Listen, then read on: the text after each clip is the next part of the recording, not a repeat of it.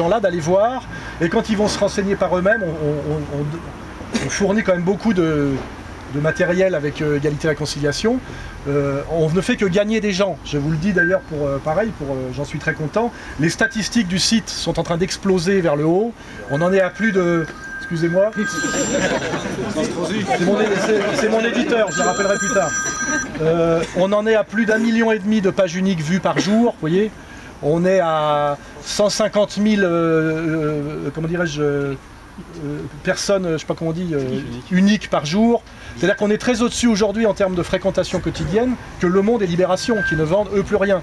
Moins 40% pour la presse institutionnelle, je crois aujourd'hui, à l'exception d'un seul journal, je crois qu'il est La Croix, ce qui est un signe, puisque ça serait finalement un sursaut catholique grâce à la loi du mariage pour tous. Parce que pareil, si je veux continuer à digresser, au moment où on nous dit qu'on va m'envoyer au tribunal parce que j'osais faire une quenelle au mémorial de la déportation de Berlin, qui n'est pas du tout un lieu de religion et où il y aurait eu des morts. C'est un quartier de Berlin où on a construit des espèces de colonnes de Buren pour humilier le peuple de Berlin, qui, je le rappelle, est la plus grande victime de la guerre, car ils se sont chopés 5 ans de bombardements massifs sur la gueule, puis après un viol collectif de l'armée rouge. C'est-à-dire que le vrai peuple martyr de la Deuxième Guerre mondiale à Berlin, ce sont les Berlinois, hein, les civils berlinois. On leur a collé une énorme saloperie ignoble d'espèces de blocs de béton pour les humilier, qui est très laid. Et vous savez ce que c'est concrètement cet endroit pour les Berlinois ? Je vais vous le dire parce qu'on est là pour s'amuser, c'est l'endroit où les gays se retrouvent pour s'enculer. Hein. C'est-à-dire que c'est une grande tasse, c'est une grande pissotière, vous voyez. Donc moi, si je veux faire un peu d'ironie, puisque vous avez vu sur internet que je suis bisexuel, juif, musulman, nazi, chiite, agent iranien, viticulteur, je suis tout ça. Hein. Je dirais moi, puisque j'ai fait une quenelle au mémorial là-bas de je sais pas quoi, que je ne savais pas que c'était ça. J'y suis allé parce que c'est le haut lieu de rencontre des homosexuels, donc je vois pas. J'ai le droit de vivre ma bisexualité pleinement et entièrement. Car vous savez aujourd'hui que c'est le progressisme, la bisexualité, on nous l'a bien expliqué. Et j'étais allé montrer effectivement que j'étais un fisteur de première. Et rencontrer mes amis homo de Berlin, et je suis très très choqué de cette homophobie. Voilà. Donc on peut s'amuser très longtemps.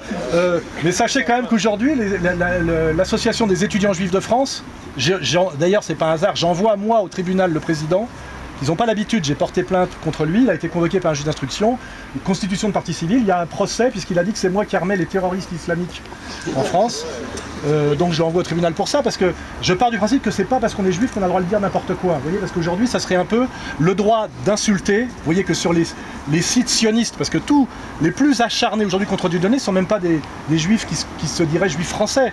Ça vient tout d'Israël, c'est pour vous dire comment ça fonctionne. Il se permet de le traiter de négro, de dire qu'ils vont le buter. Ils se permettent tout, hein, voilà. Et donc moi, j'irai un procès où je serai face au président des étudiants juifs de France, où je vais simplement demander que justice soit rendue. Ces gens-là n'ont pas le droit de dire n'importe quoi, de menacer. Vous savez que j'ai subi 5 agressions en 10 ans de ces milices-là, qui sont interdites en Israël et aux États-Unis. Donc on est face à un dysfonctionnement total de la République française. Et nous, Dieudonné, moi et d'autres, hein, on n'est pas que tous les deux, nous sacrifions un peu pour montrer, pour le faire comprendre aux gens, on voit bien qu'il y a une corruption totale du politique. Il y a une corruption totale du politique et du journalistique et du médiatique pour nous mentir systématiquement et nous trahir systématiquement. Estrosi en a un parfait exemple.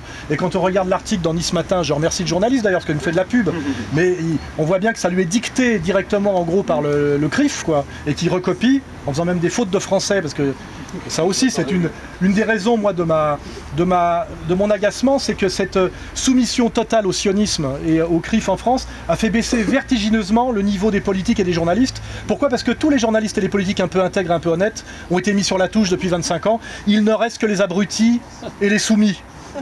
Et malheureusement, c'est une des raisons de l'effondrement de la France. L'autre jour, un journaliste me disait « mais les sionistes ne sont quand même pas la cause de tout ». Et je lui ai dit « ils sont la cause du fait que c'est un abruti comme toi qui vient m'interviewer ».